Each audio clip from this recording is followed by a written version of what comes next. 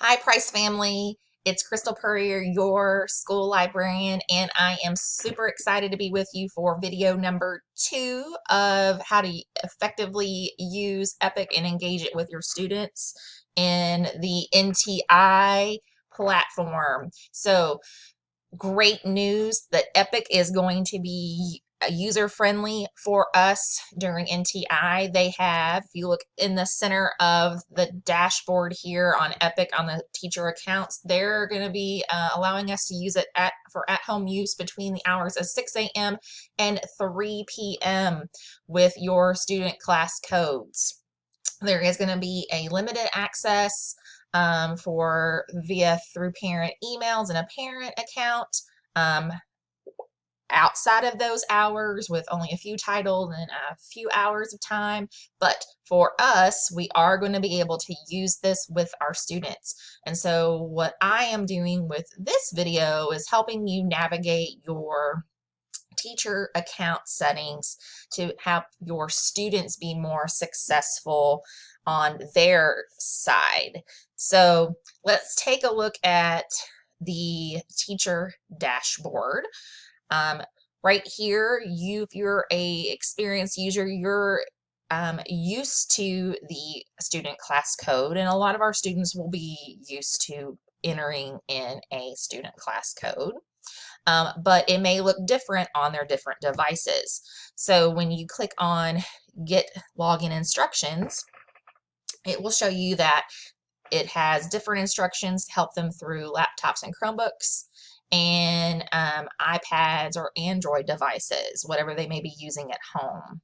And so you can click on those to help them. So if you are going to be doing this in a Google Meet session that you have, or if you want to link the printable instructions into your Google Classroom, perhaps you're emailing this to a parent, or even you can screenshot it or take a picture of it and put it in your class dojo, or take a picture of it and text it to a parent. You can do that. You can also, in your class meet, show them what it's going to look like on their device as they try. So if you click the student experience, it will show you what it looks like on a laptop or a Chromebook. And they can scroll down and they will look for their class. They will look through their name.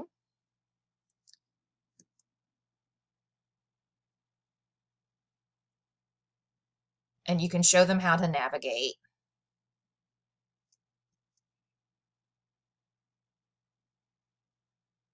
And we'll spend some more time on that in a later video. And it does look different on an iPad.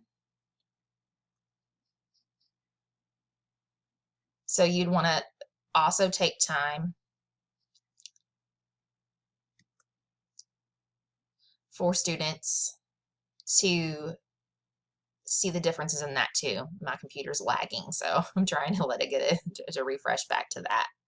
So that's one thing I want you to consider, spending time to help your students become successful with what is there for on your teacher dashboard.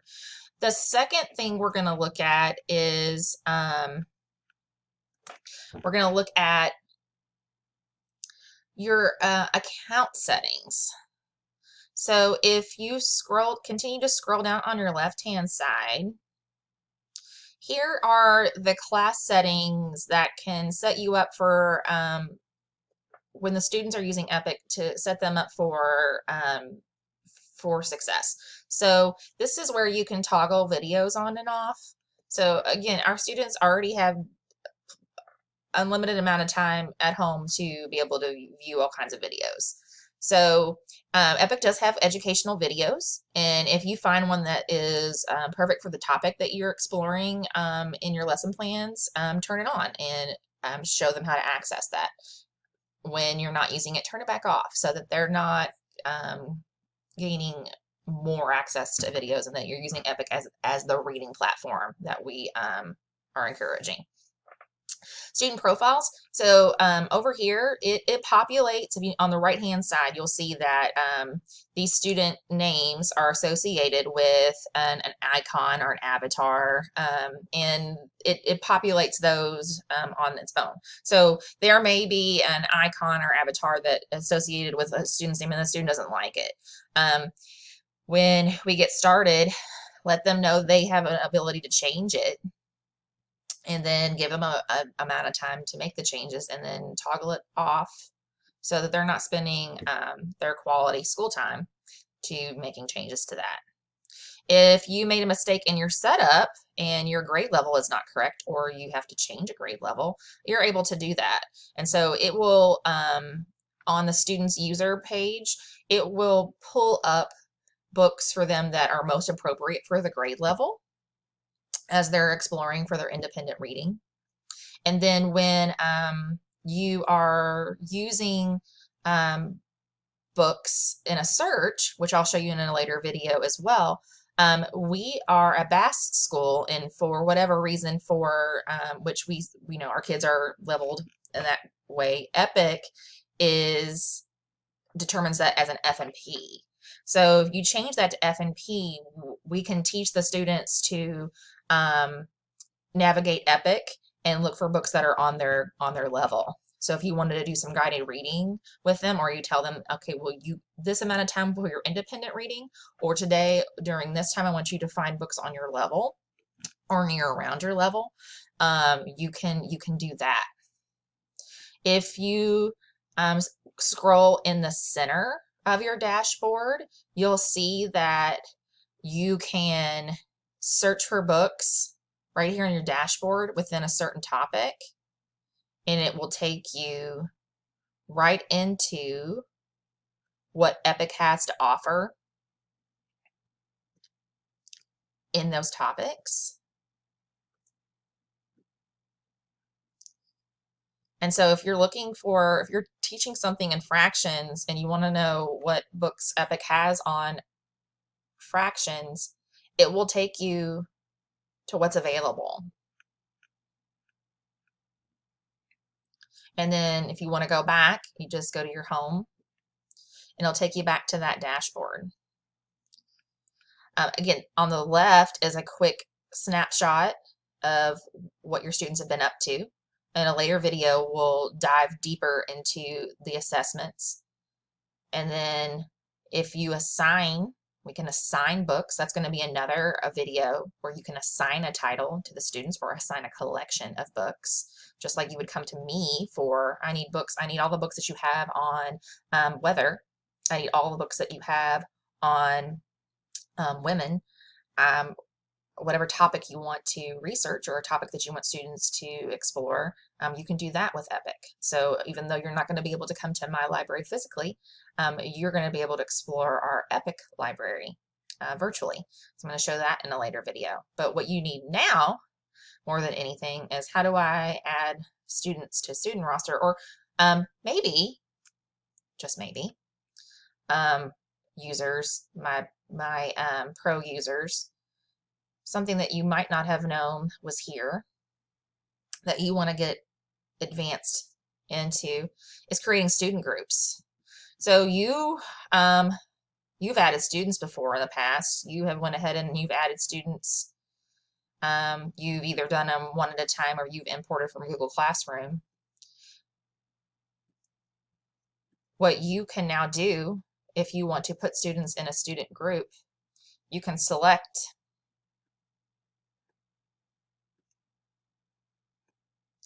and you can create a group.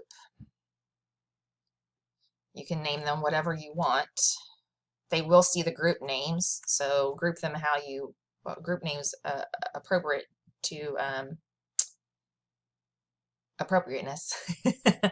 And then it will populate that group for you.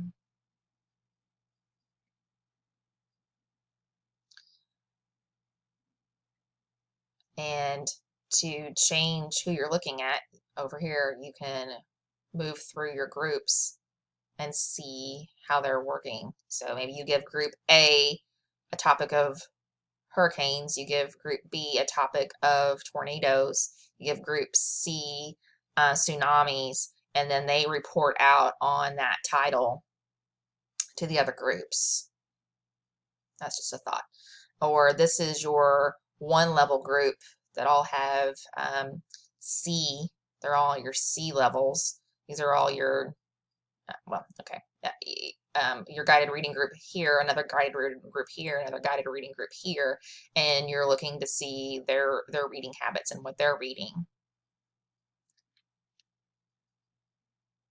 And you're meeting with them at a certain time.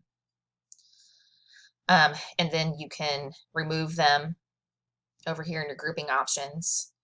You can edit them, you can remove a group, you can transfer a whole group to a new teacher. So you're now going to have a new interventionist. You're going to transfer this group to a new interventionist. You can do that. Or I can click on Miss Thing right here and just remove her. I'm going to assign her some books, create her, add her to a different group. Here's another beauty that I want to show you with students too. Let me back out and go back to my roster. This is the last thing I'll show you with assignments and student assigning, because we'll do a different video later, trying to keep these under a certain part. Erin is now going to virtually or physically move from Miss Steffen's room to Mr. Petty's room. And Mr. Petty is collecting data, has been collecting data on him. It's a new feature. It's a new feature of Epic we're going to be using. Transfer student. So now we're going to send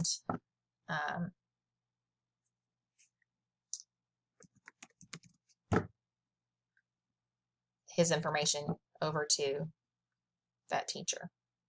So that's video number 2 of how to maximize your teacher dashboard for Epic users, past users.